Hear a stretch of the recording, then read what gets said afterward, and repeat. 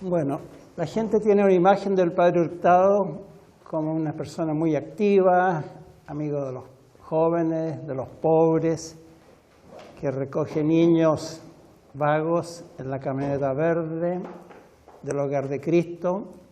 Esa es la imagen que se ha ido perpetuando del padre Hurtado desde hace muchos años. Sin duda que esto es del amor a los pobres, a los niños. Es un gesto muy divino, de solidaridad muy grande y es un elemento muy fundamental de su santidad. Pero esto no nos puede hacer desconocer u olvidar el aspecto intelectual y de hombre de estudio del padre Hurtado. No tener en cuenta este aspecto intelectual sería fallarle en algo esencial, sería desvirtuar su imagen y pasar por alto algo fundamental de su santidad. Me tocó para hacer un informe para la beatificación del padre Hurtado y tuve que leerme todos los escritos que eran bandejas y bandejas de Cardex. Escritos no publicados, sino que a mano o a máquina, en fin. La cantidad de hojas y hojas de informe y de consultas cómo preparó lo del Hogar de Cristo. No es una corazonada de un hombre bueno, sino que había muchísimo trabajo, muchísimas consultas, muchísimo hablar con expertos de Estados Unidos, de Europa, de América Latina. Trabajaba mucho sus cosas. Y lo que voy a ofrecerle entonces ahora es un breve cuadro de este trabajador intelectual, incansable, riguroso que él fue. Y esto nos ayudará a conocer mejor las características de su santidad, una dimensión que él se esforzó por integrar inteligencia con santidad, sin jamás oponerla. Algunos piensan que es mejor oponer la santidad a la inteligencia, que la inteligencia destruye, enfría, aparta, mientras que la santidad es puro corazón. No fue así en el padre Hurtado, ni es necesariamente que tenga que ser así. Una cosa que va a aparecer en estas cosas que les voy a decir es la fuerte presencia de lo universitario en el padre Hurtado, de lo académico. Bueno, comienzo. De joven, el jesuita Alberto varias veces en sus apuntes, en sus diarios espirituales, alude a su falta de talento. Y de joven jesuita en los primeros años a su falta de aplicación al estudio. Como joven jesuita, novicio, junior, trata de reaccionar y se propone, entre comillas, estudiar mucho y seguir con docilidad las indicaciones de los profesores. Esto resulta extraño, porque el que así habla es un joven abogado que había recién terminado sus estudios de leyes y ciencias políticas con distinción unánime. ¿Qué le pasó ahí cuando entró a los jesuitas?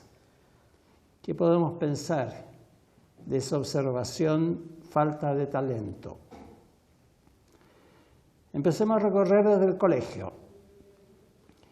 En el colegio de San Ignacio había sido un buen alumno, pero no de los primeros. No de sacarse buenas notas así en las materias. Le dieron un título de excelencia que se lo daban a todos los que no mataban ni robaban. Yo recibí excelencia también en algún momento. Así que los que eran buenas personas y no eran unos criminales les daban excelencia. Pero este colegial, que no se preocupaba de ser el primero de su clase, era un gran lector. En vacaciones leía muchos libros. De 16 años cuenta a su amigo Manuel Larraín una lista de lecturas impresionante y lo invita a que, Manuel, en lugar de llenarte la cabeza de novelas, leyeras algunos libros serios que verías que te harían bien. Manuel era más frívolo, parece.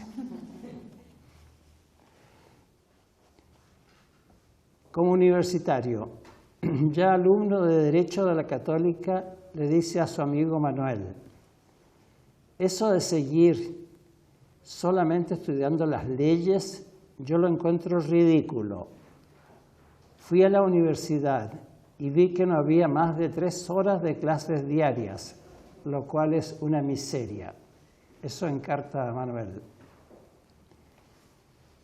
Y él, para aprovechar su tiempo, toma clases de economía y hace un curso de 2 meses y medio de contabilidad y le pide a Manuel que lo acompañe en estos cursos.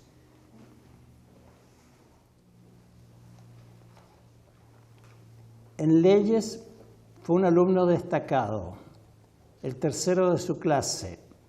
En los círculos de estudio de la Congregación Mariana de Universitarios, eran las CBX de entonces, estudiaba los documentos de la Iglesia, especialmente los relacionados con la doctrina social, y casi cada mes escribía un artículo sobre estos temas sociales en el boletín de las congregaciones marianas. Las 2 memorias de Derecho para recibirse de bachiller y licenciado en Leyes y Ciencias Políticas muestran su sensibilidad y su inclinación a los problemas sociales de su tiempo. Una se titulaba Reglamentación del trabajo de los niños, 46 páginas, y la otra, El trabajo a domicilio, 55 páginas. Estas 2 memorias de Derecho revelan una característica de su inteligencia, capaz de sentir empatía y moverse por el prójimo, en especial por los niños y jóvenes, lo que se continuará manifestando en su labor pedagógica en colegios y después en el Hogar de Cristo. También en estas 2 memorias de Derecho aparecen algunas características intelectuales suyas que serán notables y crecerán a lo largo de su vida. A saber, pensamiento metódico, ordenado, fundado en hechos recogidos de la realidad, en base a encuestas, visitas, entrevistas. Por ejemplo, todo lo que hizo respecto a los obreros del carbón en Curanilahue fue en base todo a entrevistas. También emplea mucho la legislación comparada. Chile, otros países de América Latina, de Europa, de Norteamérica. Otra característica es la honestidad para dar cuenta de los límites de su investigación. Y busca soluciones sensatas, realistas. No escribe párrafos bonitos, sino que propone soluciones. Eso es muy notable. Para este estudio de legislaciones comparadas y en general para toda su formación, les servirá mucho las lenguas.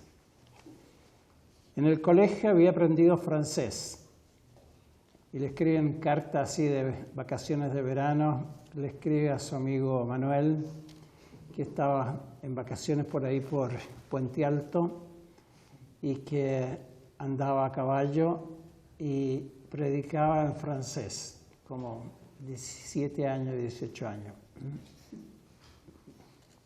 antes de entrar a la universidad. Se imaginaba así, haciendo prédicas en francés, lo cual no era tan raro, porque el francés realmente se estudiaba. Se estudiaba y salíamos del colegio leyendo bien francés y hablando más o menos chapurreado, no con la pronunciación perfecta, pero bien. El inglés, Alberto lo llegó a leer bien en la universidad, lo utilizó en sus tesis de licencia y más tarde, después de ordenado sacerdote, estuvo un año en Irlanda haciendo la tercera aprobación, lo que le permitió perfeccionar el inglés hablado. El italiano lo leía con soltura. El latín lo había empezado a estudiar antes de entrar a los jesuitas, para ir adelantando estudios después en la compañía, y logró un buen dominio del latín hablado y escrito. Realmente yo le leía sus cartas que le tocaba escribir a Roma, cartas como consultor de provincia, en un latín bastante fluido. De repente hasta se pegaba unas elegancias, pero no era esa su preocupación. El alemán lo estudió más tarde en Córdoba, durante el juniorado. Igual cosa que el griego, lo estudió en Córdoba. Es notable que un hombre que pudo haberse dispensado de estudiar griego, por lo menos, lo hubiera hecho. Era serio para sus cosas. En cuanto a títulos académicos y docencia, Alberto ingresa de 22 años a los jesuitas y se ordena sacerdote 10 años después. Pero prosigue sus estudios hasta fines del año 1935, o sea, un total de 12 años. El 15 de febrero del 36 llega a Chile con 3 licencias: licencia en leyes, licencia en filosofía y teología, y además un doctorado en pedagogía con mención en psicología.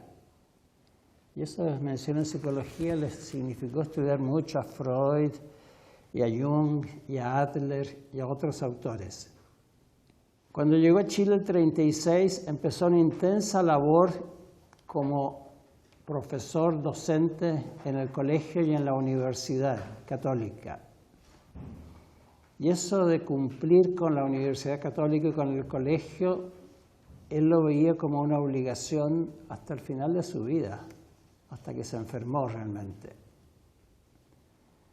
Enseñaba religión en el colegio y pedagogía en la Universidad Católica, porque era un compromiso que había tomado con su amigo y rector, don Carlos Casanueva.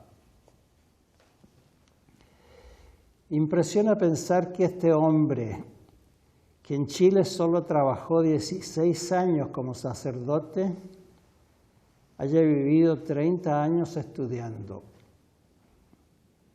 y que lo hiciera siempre con entusiasmo, con dedicación y con logros notables.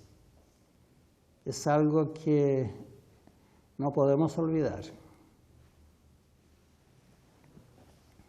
Es un poquito en general, ahora un poquito más en particular los estudios de Alberto Hurtado. Después del noviciado, Alberto estudió Humanidades Clásicas en el juniorado de los jesuitas de Córdoba, Argentina, y esto lo marcó muy hondamente. En el juniorado, los jesuitas estudian arte, literatura, historia y lenguas. Allí él siguió perfeccionando su latín y estudió griego y alemán, como ya dije. Pero sobre todo arte, literatura y expresión escrita y oral. En unas conferencias al clero, muchos años más tarde, ya aquí en Chile, les dirá que antes de hablar sobre los conocimientos teológicos, se ha de poner una sólida base en la literatura, en el arte, en las lenguas clásicas y en la historia. Les dijo Hemos de ser sensibles al mundo de lo bello en el arte, en la cultura, en la literatura, en la música y hasta en la cultura corporal. No hablaba de fitness, pero casi.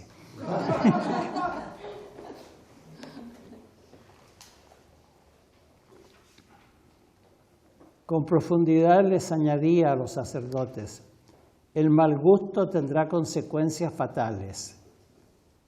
La falta de gusto formado es peligrosa para un sacerdote. Si éste no posee ningún sentido de la armonía, de la proporción, será también inseguro en formarse juicios sobre los hombres. Allí no habrá armonía entre lo verdadero y lo bello. A lo bello le corresponde un puesto tan esencial como a lo bueno y a lo verdadero. A mí me impresiona esto, porque estamos viviendo en una cultura en que lo que reina es la matemática, las ciencias experimentales, las carreras que a la gente le interesa y postula son ingeniería, economía, medicina, y lo humanista, la literatura, el arte, todo eso considerado, bueno, para los que no sacaron puntaje. Pero hay ahora un cambio en favor de estudiar humanidades, un cambio sobre todo en los países más desarrollados, ¿no? En Inglaterra, en las grandes universidades de Estados Unidos, en Alemania, y es un cambio a favor de estudiar humanidades, historia, arte, filosofía, literatura, teología. Yo me acuerdo cuando los años que estuve en Roma, trabajando allá para la compañía, que fue del 83 al 91, me encontré una vez con un estudiante japonés. Y le estuvimos conversando y le pregunté dónde estudiaba. Estudio en Londres. Bueno, ¿y qué hace en Italia? Bueno, vengo a ver cosas, a ver arte. ¿Pero en qué va a trabajar después? Le pregunté al japonés.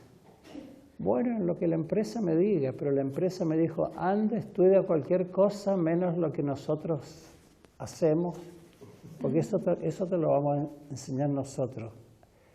Agrándate, profundízate, sensibilízate a otras cosas y eso verá.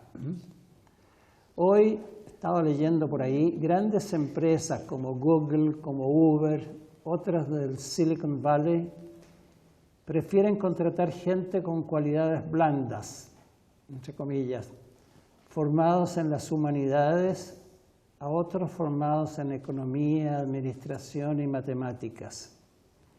Y aún muchas veces se les paga mejor. ¿Por qué se les prefiere?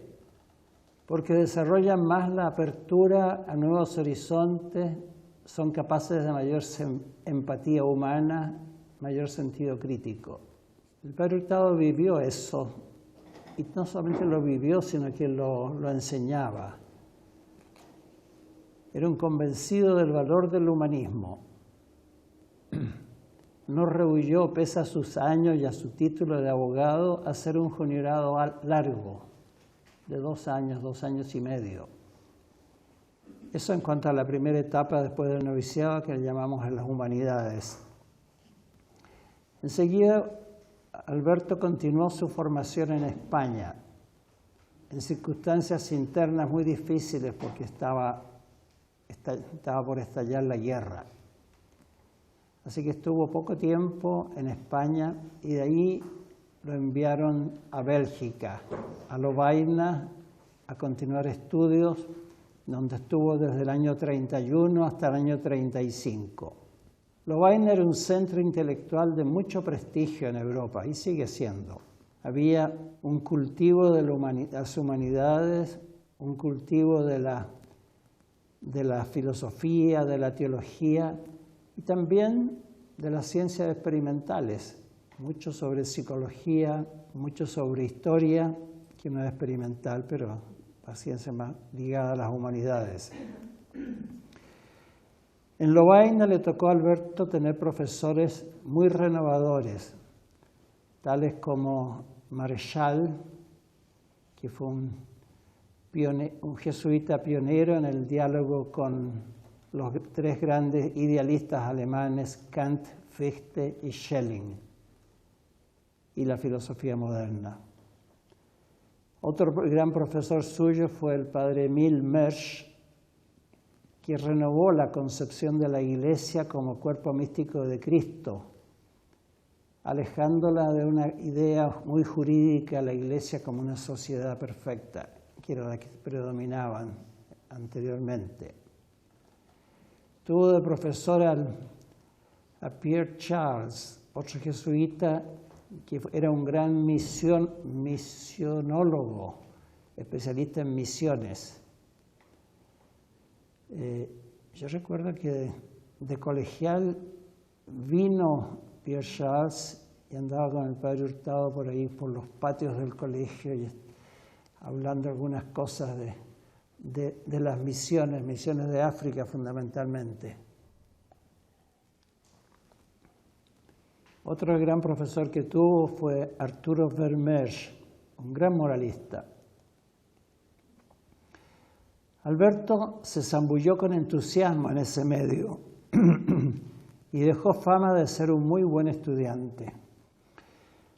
La teología de Lovaina lo marcó muy profundamente, le agrandó la mente y el corazón, lo abrió a nuevos horizontes de iglesia y de mundo que ya estaban anticipando cosas que cristalizaron después en el Concilio Vaticano II. Varias de las renovaciones del concilio estaban ya en ciernes ahí en esa teología de Lovaina y también en la relación de la Iglesia hacia el mundo, una relación positiva, como lo hará el concilio, sobre todo en la constitución de Gaudium et Spes, el gozo y la esperanza. Alberto salió de sus estudios convencido que la teología es el gran estudio sacerdotal. Esto se los decía en una conferencia a estudiantes de seminaristas aquí en Chile cuando volvió. La teología es mucho más que pasar exámenes sobre materias teológicas. No hay estudio más apasionante si se hace con seriedad. La concebía como, comillas, un trato profundo y personal con la palabra de Dios, un beber dicha palabra en la Escritura y en la tradición.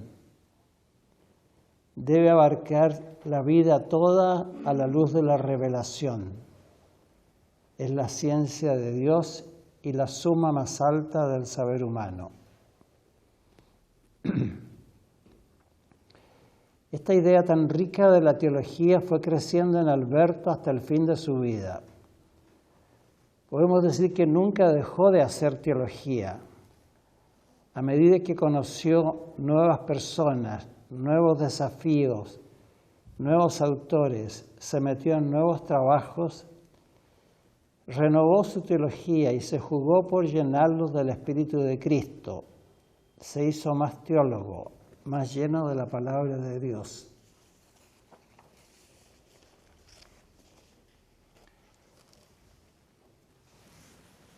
Ahora algo sobre el doctorado en pedagogía. El interés de Alberto por la pedagogía le venía desde colegial en San Ignacio. Su director espiritual, el padre Vives, percibió que Alberto, como jesuita futuro, tendría que entrar en lo pedagógico y lo orientó no solo a lo social, sino también a lo pedagógico. Por esto, en Bélgica, en Lovaina, además de los estudios de teología, quiso especializarse en pedagogía. Y no se le ocurrió nada más así brillante que tomar como autor para hacer su tesis de doctorado al gran John Dewey. ¿Quién era John Dewey? Era el principal exponente de la educación nueva, comillas, la figura más representativa del pensamiento pedagógico moderno, de influjo enorme, no solo en los Estados Unidos, sino en las reformas educacionales de América Latina, de Rusia, de China, de Japón, de Alemania, de la India, de Suiza y de la misma Bélgica donde él estudiaba. En aquellos años muchos católicos se mostraban desconfiados de Dewey y rechazaban la posibilidad de adaptar la pedagogía de Dewey a la cosmovisión católica. Consideraban que las ideas de Dewey estaban inseparablemente ligadas a fundamentos filosóficos inaceptables. Alberto se propuso, en su tesis doctoral, hacer un juicio doctrinal sobre esta obra pedagógica de su autor. Y para ello emplea un enfoque genético evolutivo. O sea, empieza a estudiar a Dewey desde que comenzó a escribir hasta que terminó. Y había una evolución evidente en el pensamiento de Dewey y en los autores en los cuales Dewey se apoyaba y en las ideas filosóficas en las cuales él se sentía representado. Y eso es lo que Alberto en su tesis desarrolla. No se puede hablar de Dewey como una sola pieza inconmovible, sino que hay diversas etapas en Dewey. Y dialogando con él, muestra cómo Dewey es una inspiración muy grande y puede ser una inspiración muy grande para una renovación pedagógica. ¿Qué explica que Alberto se metiera en diálogo con uno de los grandes pedagogos, de los más grandes pedagogos que había en su tiempo en el mundo? No es la imagen del Alberto que recoge niños del Mapocho. Es la imagen del académico que dialoga con los pensadores de su tiempo, que estudia y conversa el intuicionismo escocés, que trata de entender a Hegel y a William James y los otros instrumentalistas norteamericanos en los cuales se apoyaba Dewey. Alberto no teme un trabajo arduo, sino que se zambulla en eso. Y no solo por cumplir con los requerimientos de una tesis doctoral. Para él, el diálogo con la cultura, la filosofía y la religión, con las corrientes vivas de la sociedad, es un imperativo del intelectual y él se entrega a eso. Después, ya de vuelta en Chile, cuando empieza con la revista Mensaje, se deja tiempo para estudiar a Jean-Paul Sartre y a otros filósofos existencialistas y a escribir sobre ellos. Era un hombre que tenía muchas agallas para estudiar cosas difíciles. Frente a esos nuevos movimientos de renovación pedagógica como el de Dewey, Alberto valoraba todo lo positivo. Rescata de él los enormes aportes a la educación, como ser el amor y el respeto al niño, al adolescente y al joven. Igualmente, la invitación a los padres de familia y educadores a ganarse la confianza de los niños. Insta a los profesores a que sus alumnos los vean como amigos, porque no basta instruir, hay que educar. Lo que da valor a la vida no es la instrucción, sino la educación. Porque dice, después de todo, la instrucción da algo al hombre, pero no lo hace mejor. Y lo que importa en la vida no es tener algo, sino ser algo. Para educar hemos de inspirar y entusiasmar. Alberto, en su tesis doctoral, coincide con Dewey en lo fundamental, que es el cultivo en los educandos de las virtudes humanas, la urbanidad, la educación, gracias, la cortesía, el respeto por los demás y por las cosas. Alberto asimila la idea de Dewey de no separar las virtudes humanas de las virtudes cristianas, porque en la vida, en el orden actual en que vivimos, no hay virtud que sea puramente humana para el cristiano. Todo lo humano está asumido por Cristo. Y detrás de esa afirmación, que está entre comillas, hay toda una tesis de mucho estudio, de muchos siglos de estudio, para poder decir que detrás de todo lo humano, está asumido por Cristo. El profesor de Alberto, el padre Malvés, desarrollaba esta idea. Y esta idea él la propuso siempre a los universitarios de aquí en Chile. Bueno, estos son algunos de los aportes de la tesis de Alberto a la educación escolarizada. Ahora habría que añadir el acompañamiento, otros aspectos en los cuales Alberto fue sumamente inspirador y buen pedagogo, a saber, el acompañamiento espiritual de jóvenes que hacían cola para conversar con él. Otro, su inmensa contribución a despertar una conciencia social viva y operante, a renovar el interés de los jóvenes por los valores morales, a sacudir una fe católica individualista y dormida. Después, a la formación y crearle conciencia social a los obreros a través de las escuelas sindicales. Y lo mismo a encontrar los valores educativos del cine. Parece raro, pero él se interesó mucho por el cine, no es que fuera un cinófilo, pero se interesó mucho por el cine y porque el cine fuera educativo. Ahora que en el colegio teníamos películas todos los domingos. ¿Todos los domingos? Los domingos libres, pero estábamos invitados a ver buenas películas. Y muchas veces estaba el padre Alberto ahí mirando cine con nosotros.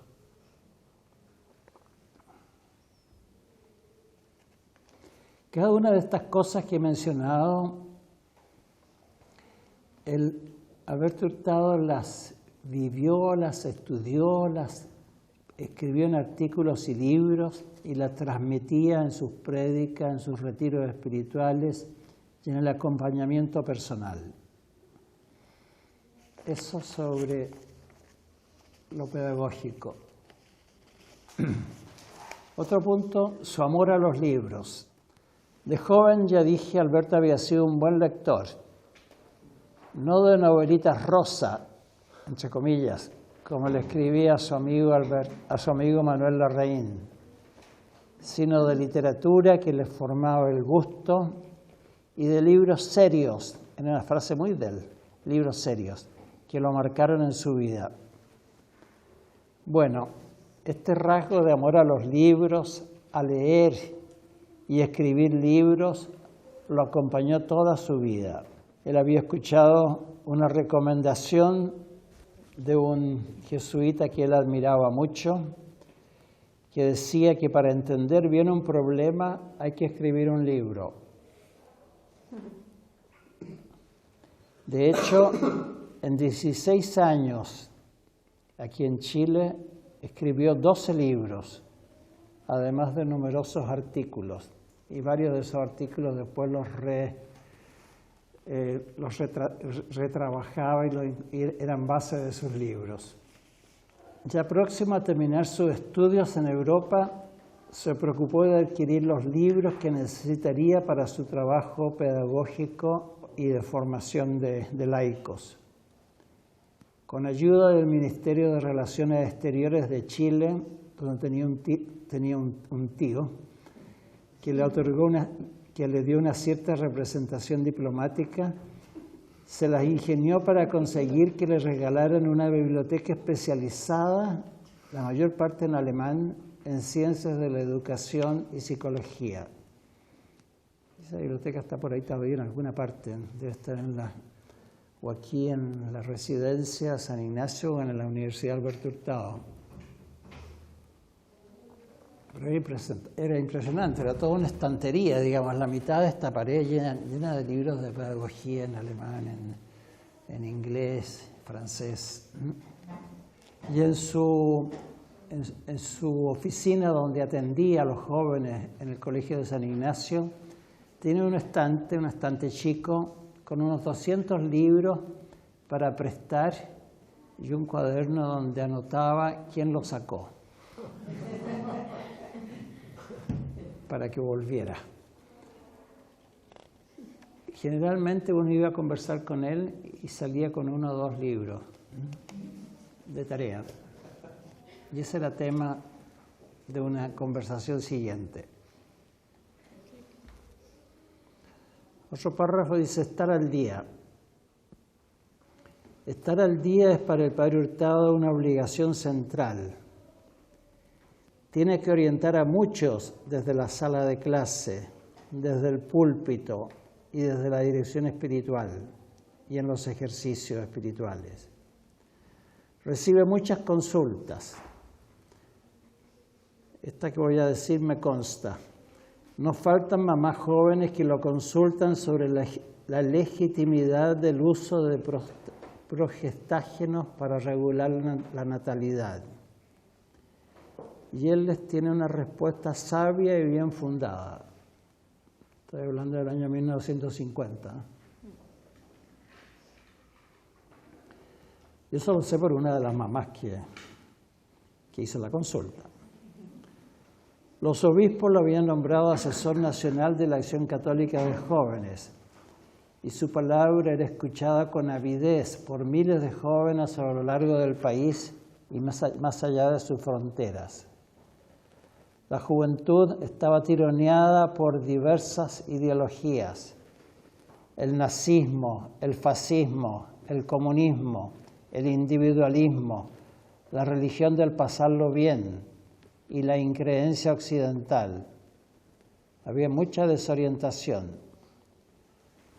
Por eso, en su ya muy apretada agenda, Alberto se buscaba espacios para estudiar y preparar las clases, conferencias y retiros con sus libros favoritos de teología y, sobre todo, con revistas de actualidad teológica, pedagógica y social.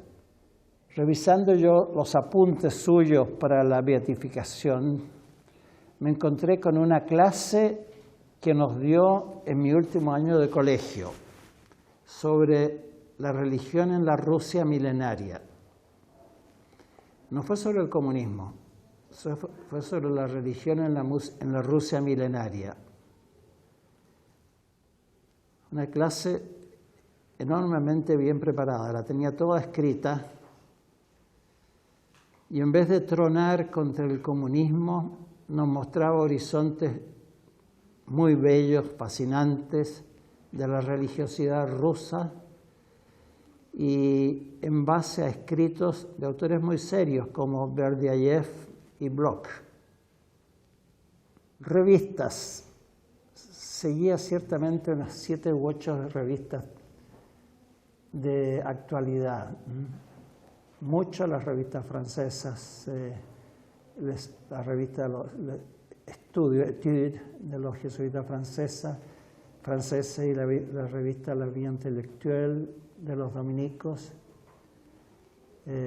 después revistas también italianas, Aggiornamento Sociale, estar puesta al día en lo social, después revistas de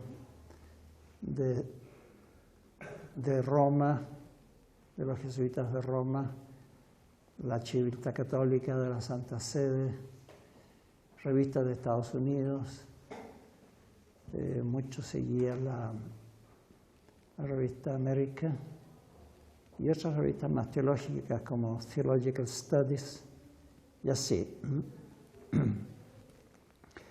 También para estar al día era incansable en consultar y conversar con personas especialistas en sus materias.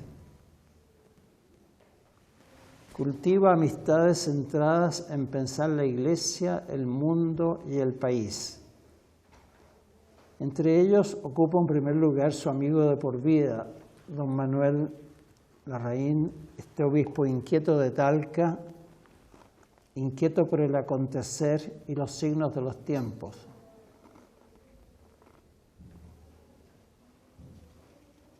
Me acuerdo que cuando fuimos al concilio, yo acompañando a obispo el año 63,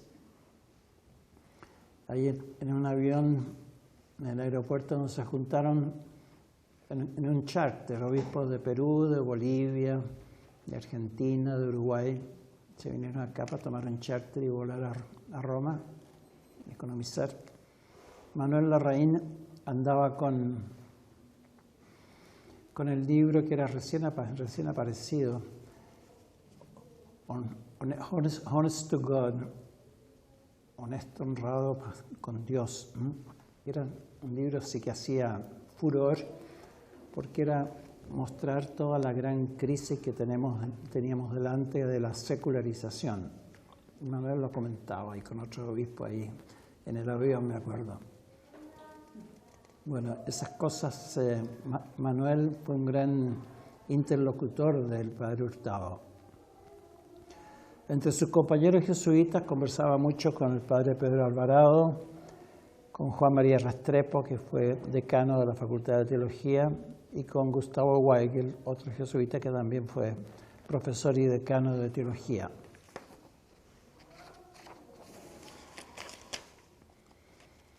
A propósito de la Facultad de Teología, él fue la gran ayuda que tuvo el rector de la Católica para conseguir el grupo de profesores iniciales de la Facultad de Teología, unos 5 profesores que llegaron muy escogidos por él para venirse a Chile y además conseguir las colecciones fundamentales de teología, de los concilios, la famosa colección de la patrología de Migne, del Mansi, con todos los concilios, con todos los documentos de los sínodos y concilios a través de todos los 20 siglos de historia de la Iglesia. Tanto es así que el que era rector, Carlos Casanueva, le escribe una carta diciendo: después de Dios y la señora que regaló la casa para la facultad, tú eres la persona que más le debemos para comenzar la Facultad de Teología en el año 1936.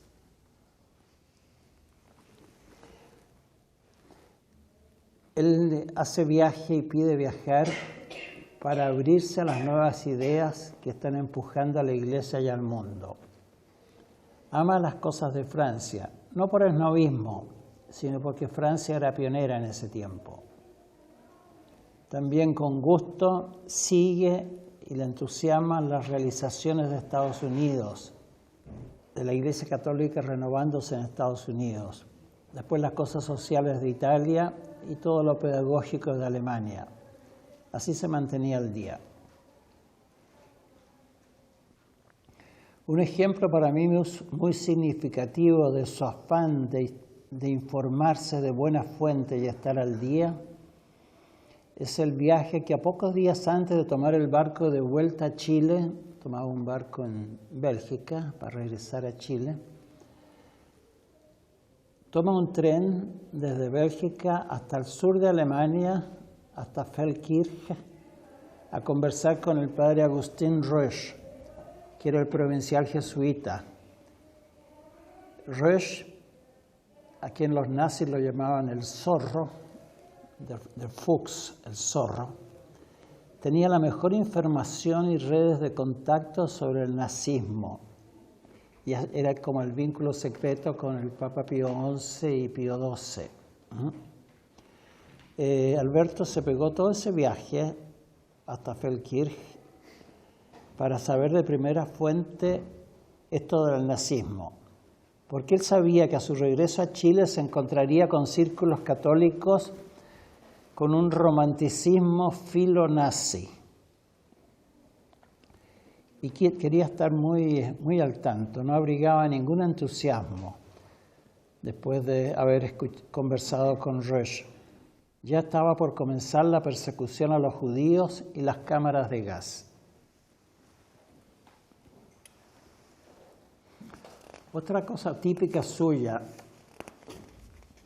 los balances cada 2 años, balances bianuales, para interiorizar y personalizar estos esfuerzos por estar al día, se impuso la disciplinada tarea de cada 2 años hacer su propio balance de la situación del mundo y de la Iglesia en Chile y en otras naciones y continentes.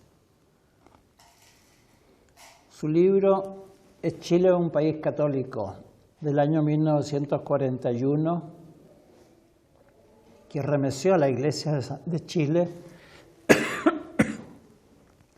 Pertenece a este género literario de estudio y balance de la realidad en un momento dado.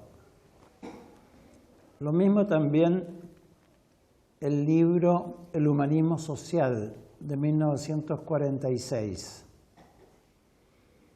y el informe que presenta el Papa Pío XII sobre la realidad social, económica, política y religiosa de Chile a fines del año 1947. Cada año también entregará a su provincial un informe sobre lo que él está haciendo y los problemas que siente que están en el ambiente de la Iglesia de Chile y de la compañía. Ahora, ¿qué características tienen estos balances del mundo y de la actualidad de la Iglesia y de la Compañía de Jesús? Yo le veo 6 características muy suyas. Primero, son realistas, basados en lo más posible en datos de la realidad. Nada de impresiones vagas o subjetivas, sí me parece, como, que, tal vez, habría que... Nada, datos estudiados. Y acude para ello con frecuencia a estudios sociológicos, estadísticas y otros instrumentos. Segundo, hay en él un a priori favorable a lo nuevo. No es negativo ni condenatorio de lo nuevo. Funciona con la idea de San Ignacio en los ejercicios espirituales de que nuestra primera reacción sea tratar de entender bien lo que dice el otro o lo que sucede de nuevo. Tercera característica, es capaz de tener un juicio crítico, inteligente y matizado, separando lo que sirve de lo que daña. Fue lo que él hizo en su tesis de doctorado con Dewey. Cuarta, libertad, franqueza y humildad para exponer su propio parecer. Quinta, una mirada siempre esperanzadora. Sexta, búsqueda y propuesta de soluciones eficaces. Nada de lamentos desesperanzados ni de descalificaciones ofensivas.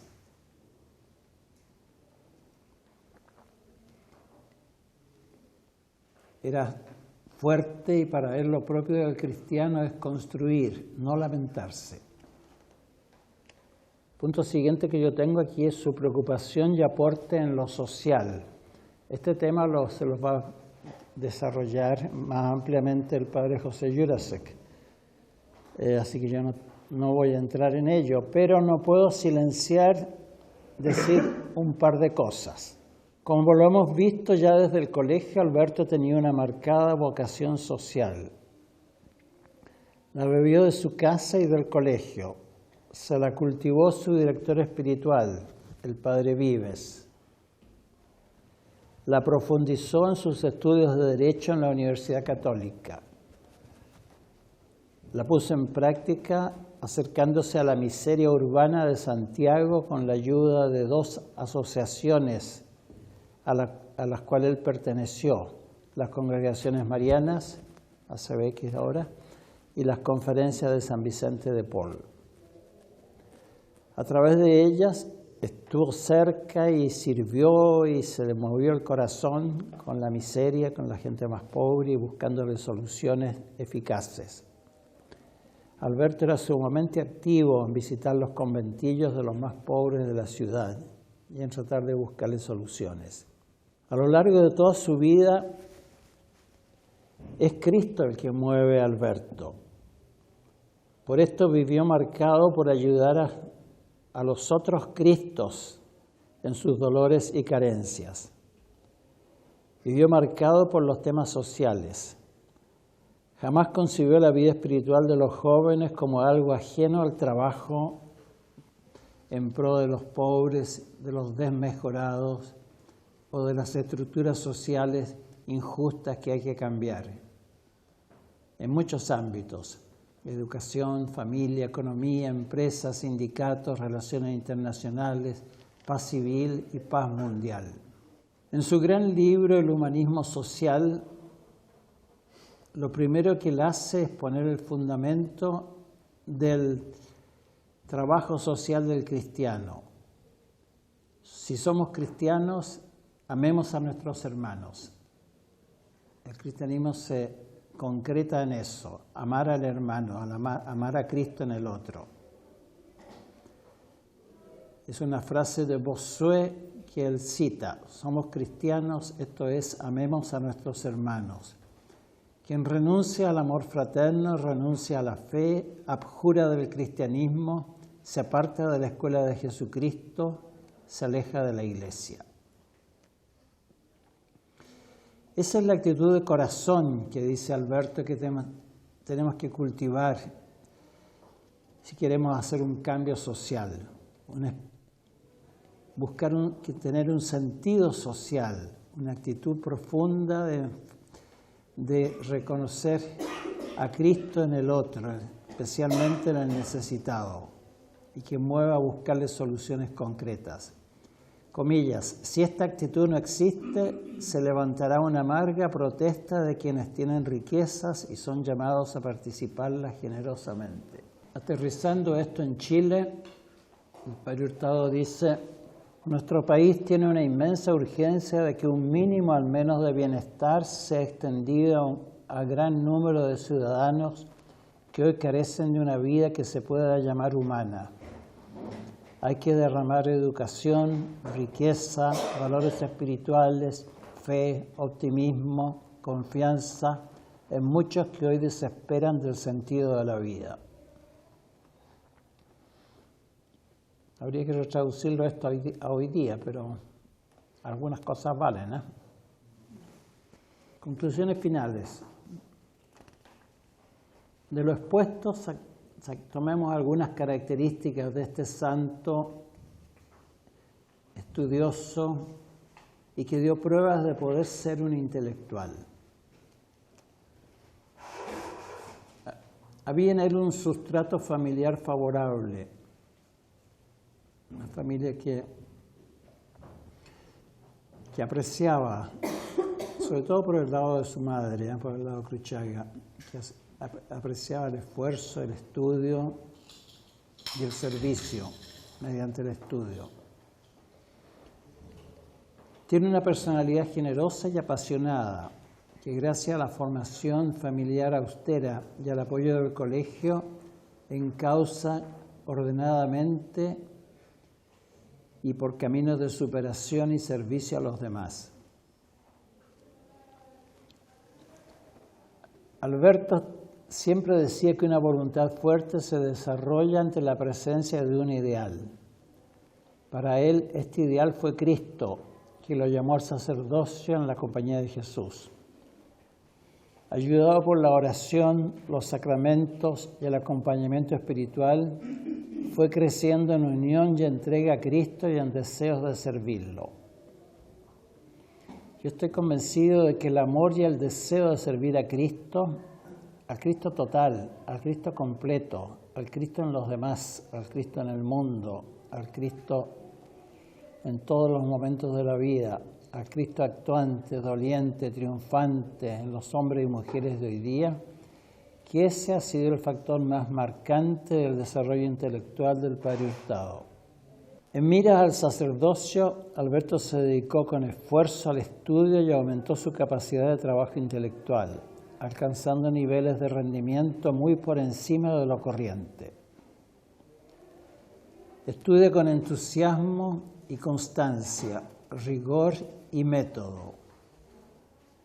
Aunque era más bien tímido por naturaleza, se esfuerza por mejorar en la expresión oral y escrita y logra exponer su pensamiento con claridad, convicción y un cierto grado de buen estilo. Como ya dije, su inteligencia es realista, no es fantasiosa, busca conocer y se somete a los datos objetivos. Posee un gran talento organizativo. No se contenta con el pensar, sino que pasa a la acción, busca el hacer. Siente que las ideas son para ponerlas en práctica.